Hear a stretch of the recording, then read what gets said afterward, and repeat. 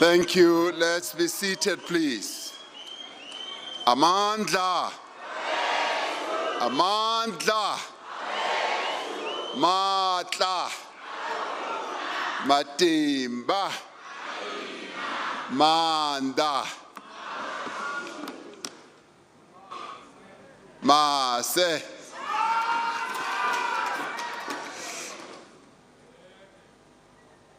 Program Director,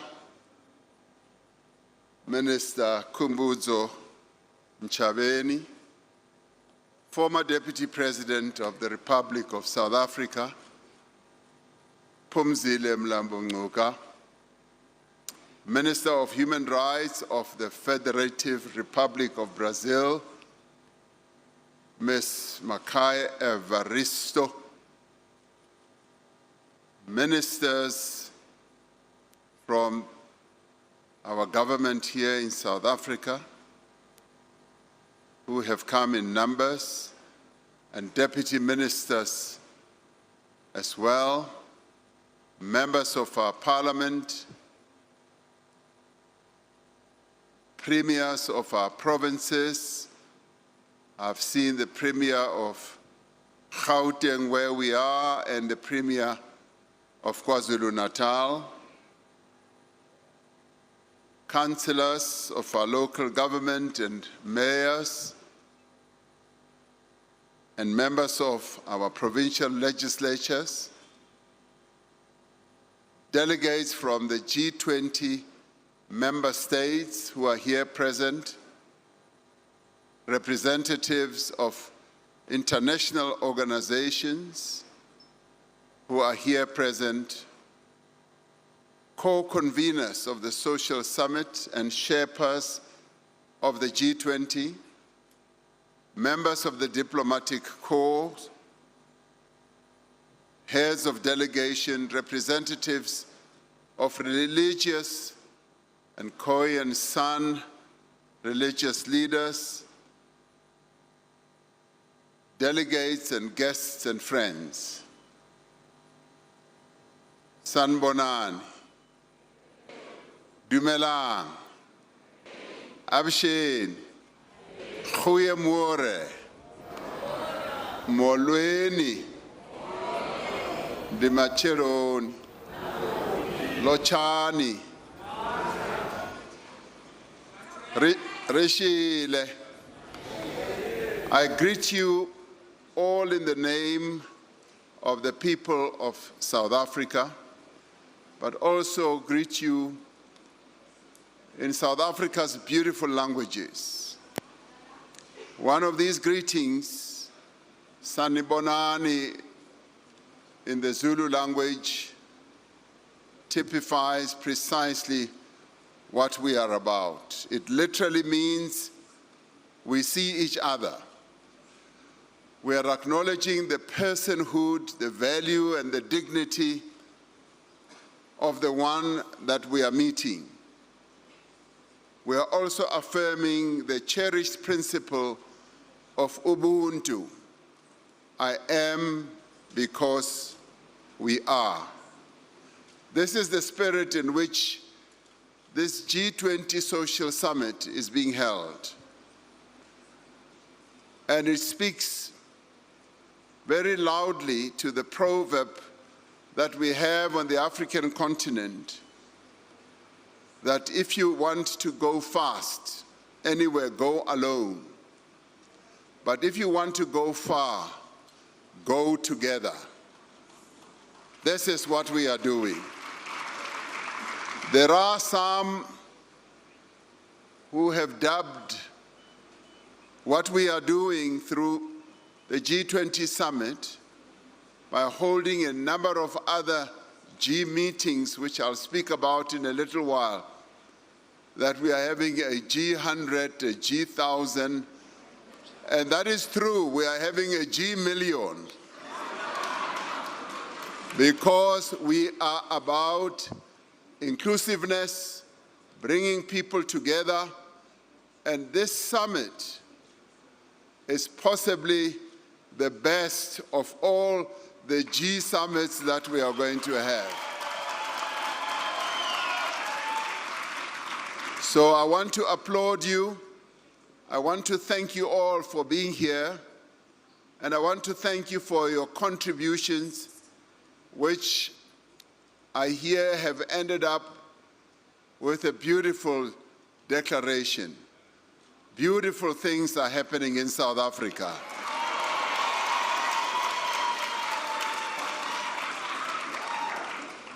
"70 years ago, in 1955, two seminal events took place that would be pivotal in defining human relations in our own country and across the world. The first was the Asian African Conference in Indonesia, in an area called Bandung. It is now known, that meeting, as the Bandung Conference. At the time, a wave of independence was reshaping Africa and Asia. This conference has been described as the moment the Global South began to speak for itself. Like we are doing today, you, as part of the Social Summit, you are getting our people to speak for themselves, not only to be spoken about by the political leaders. It is the people who are speaking for themselves. The delegates to the Bandung Conference made a commitment to advancing peace and equality, to solidarity, to economic and political cooperation that is rooted in mutual respect and justice. The second seminal event of 1955 was the Conference of the People that was held here in Johannesburg in a place called Kliptown. It was the height of the apartheid rule. Repression and oppression was rife in our country. Only a minority of South Africans were privileged, whilst the majority were oppressed and excluded from many things. It was at the Congress of the People that South Africans of all races, all faiths and all creeds gathered to adopt the Freedom Charter, which would be the forerunner to South Africa's democratic constitution. The Freedom Charter boldly declares that there shall be peace and friendship, and it boldly declared that the people shall govern, and that this shall be secured by upholding equal rights, opportunities, as well as status for all. History, too, will record this year as a milestone for global cooperation. We affirm the historic nature not only of the first summit of the G20 to take place on African soil, but also of this social summit, a gathering of the peoples from across the world. You are making history. The initial history was made in Brazil when President Lula convened a social summit of the G20. But you are making history because this is the very first time that a social summit of the G20 is being held on African soil, and you can applaud yourself.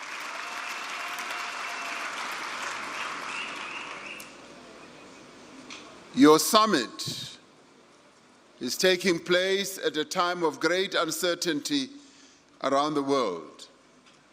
Political polarization, global poverty, conflict and war, and the growing impact of climate change are threatening global development. Inequality in wealth distribution, imbalances in international development finance, and in disparities in access to financial resources are holding back our ability to meet the aspirations of the 2030 Agenda for Sustainable Development. As a continent, we are in tandem, striving to realize the aspirations of the African Union's Agenda 2063 to develop the Africa that we want. This is the second G20 Social Summit to take place since the concept was inaugurated by President Lula of Brazil. The breadth of representation and the depth of engagement is most impressive. I am told that there have been more than 100 meetings that you have been involved in engaging together.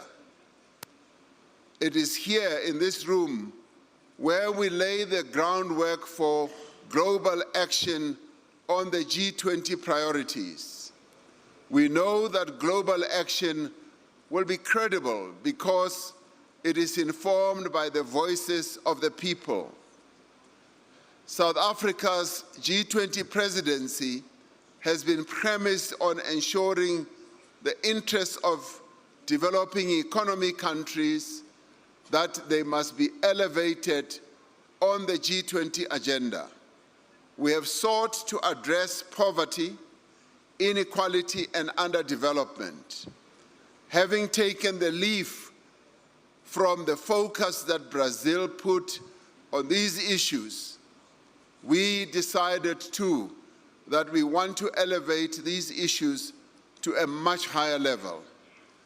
We have worked to strengthen and to reform the international financial architecture, to democratize the systems of global governance, and to promote the right of all nations to development, to equality and dignity, and leaving no one behind. We have used our G20 presidency to reiterate the call for the world's leading economies to invest in sustainable development and in the conservation of the planet for future generations. We wish to congratulate Brazil for having hosted COP30, which is still going on, but also congratulate President Lula for having insisted that the rainforests, the tropical forests, must be protected. But for the decisions taken at the upcoming G20 Leader Summit to stand tall, to grow, to have credibility and legitimacy, they have to be nourished by strong roots.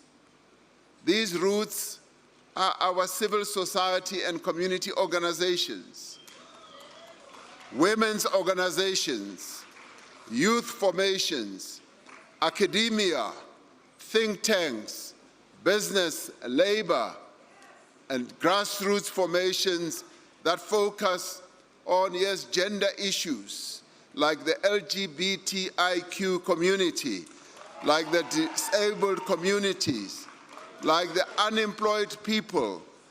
They must therefore be rooted amongst those communities.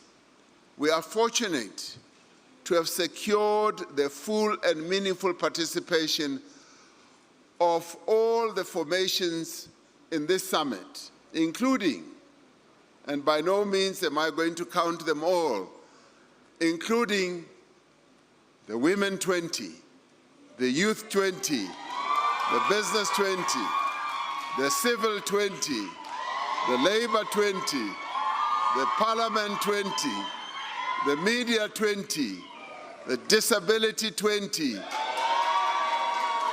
Now you will have to tell me which one is left, because there are so many.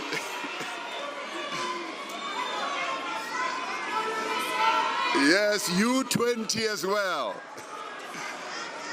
So there has been a broad and far-reaching consultation over the last year. Now all these 20s have come together, and this is what strengthens your summit, because we should not only focus on the Leaders' Summit, which will be starting day after tomorrow. We should be focusing on the people. And let me say that, when the Leaders' Summit meets, they meet like in a boardroom. Now your setting here is much more beautiful. So you are better than the Leaders' Summit that I am going to be chairing. So you can congratulate yourselves. There have been dialogues on issues as diverse as digital inclusion, equitable transformation, and climate justice. There have been discussions on just and sustainable finance, on media freedom, on strengthening democracy, and the achievement of the Sustainable Development Goals. Delegates to this summit have recognized the need to build resilience and inclusive value chains to protect vulnerable countries from increased volatility, particularly in global trade. The Social Summit has reaffirmed the importance of an inclusive transition to a low-carbon, climate-resilient economy that is guided by those most affected. Delegates are calling on the G20 Leaders Summit to demonstrate leadership in scaling up global water investment for the benefit of all.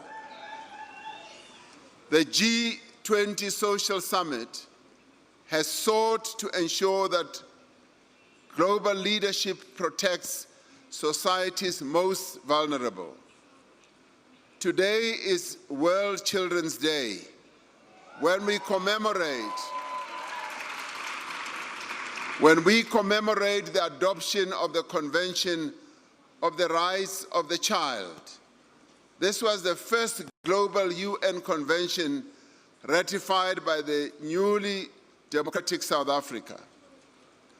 This social summit has called for more resources to be devoted to eliminating child poverty and hunger, and to ensure that children are protected. Our own government, having realized that in some parts of our own country there are challenges about child hunger, is going to be doing something quite significant to address the issue of hunger and poverty amongst vulnerable societies. We are going to be focusing on that. Progressive deliberations at this summit have culminated in the calls for greater political commitment to advancing young people's access to opportunities. It has called for the health and well-being of women and children to be prioritized, and for greater representation of women in all facets of society. Gone should be the days when women are relegated to the back of everything that happens in society. We should actually be saying, this is the century of women. Women must take their rightful place in playing a key role in the affairs of the world. As South Africa, supporting health services, delivery, and health systems in many parts of the world, we are committed to work together to mobilize global health financing so that the most vulnerable are not further deprived of their rights to care. It was the great African revolutionary, Thomas Sankara, who said that there is no true social revolution without the liberation of women. And he said, he continued to say, may my eyes never see and may my feet never take me to a society where half the people are held in silence. We cannot build societies rooted in equality unless those societies uphold the rights of women and girls.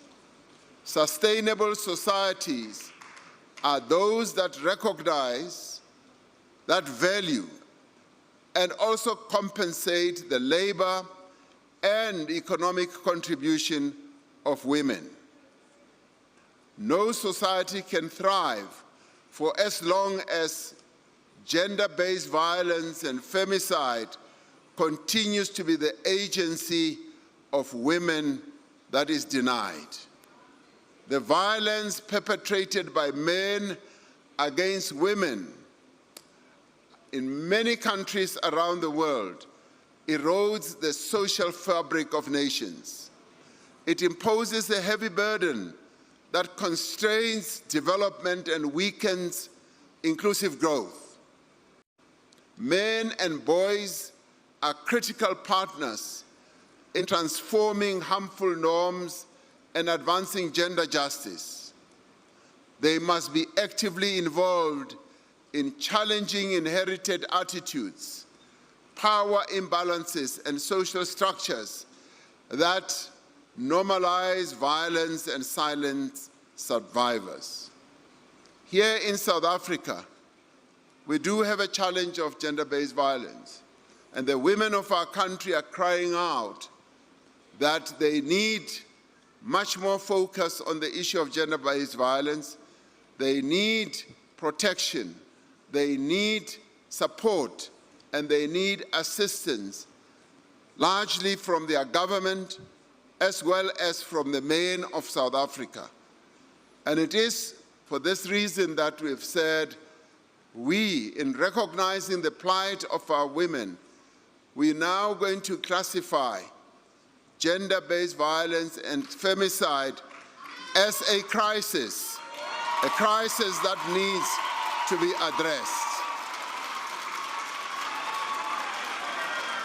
We have agreed among all social partners that we need to take extraordinary and concerted action using every means at our disposal to end this crisis.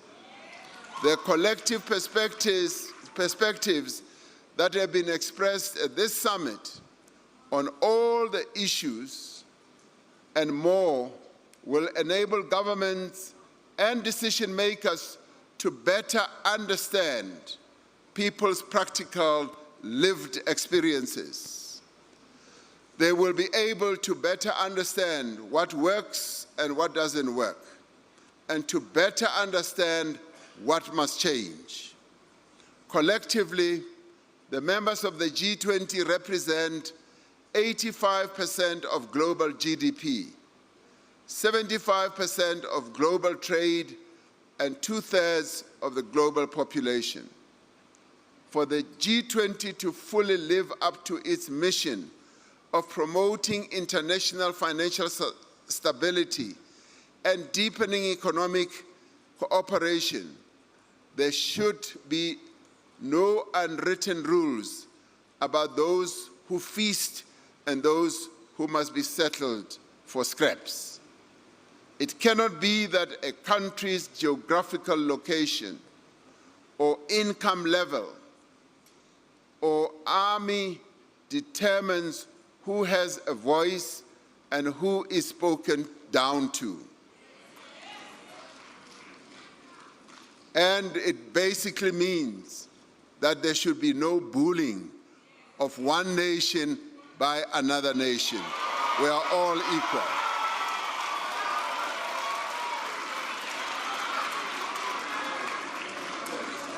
In choosing the theme, when we chose the theme that we must advance a vision of meaningful, credible global cooperation, we did not only mean a small club of leaders. We meant the people of the world must be able to be part of that vision. It is our expectation that this social summit will be remembered for being far more than a marketplace of ideas. Just as the Bandung Conference in Indonesia in 1955 elevated the voice of the Global South, and just as the Conference of the People in 1955 here in South Africa harnessed global solidarity against apartheid, one previous speaker from, was it Oxfam, said that this struggle against apartheid was the biggest struggle that he had ever seen. Now, this summit must be remembered for having given practical meaning to what global solidarity is all about. And thank you to you all who have been part of making this summit a success. We commend the delegates from various civil society organizations that are present here for the shaping of the agenda and direction of G20 Social. And in many ways, for you who are South Africans, it already gives us a very good idea of what our national dialogue will be about and what we hope that it will yield, your participation. These efforts will foster ongoing cooperation between governments and civil society in advancing sustainable global development. For millennia, our forebears were guided by the sun by the day and the stars and the moon by night. They relied on nature to show them the way as they traversed the ancient trading routes of Timbuktu, as they navigated the mighty Congo River and the mighty Nile River, as they made their ways across the vast expanses of the Kalahari and the Sahara Desert. Today, we are counting on this social summit to guide the G20. We are relying on this social summit to be the reliable, trustworthy compass that ensures the G20 agenda takes the needs and the aspirations of all the countries and all the peoples of the world into account. As you heard, we also initiated the drafting of a report on inequality. We got a Nobel laureate, Professor Joseph Stiglitz, to work with other experts to draft for the G20 and indeed for the world, for the very first time, a real composite report on inequality. And we hope that the focus on inequality will now be taken to another level. And we hope that we will be able to set up a global inequality panel that will operate at the same level as the COP 20s and the COP 30s that focus on climate change. Inequality deserves more, if not as equal as what we are treating climate change as. It is our collective wish that this G20 Social will guide us along the path of solidarity, of equality and sustainability. No matter the headwinds, no matter the geopolitical shifts, no matter the challenges, we will keep our eyes fixed on the horizon of progress and shared prosperity. We will set a new course for the world, and in many ways the declaration that you are about to present to me today is a declaration that will set a new course for the world and we will create a new future for the people of the world as it is implemented. And with those words, I thank you and I applaud you and I commend you for participating in this summit. Thank you very much.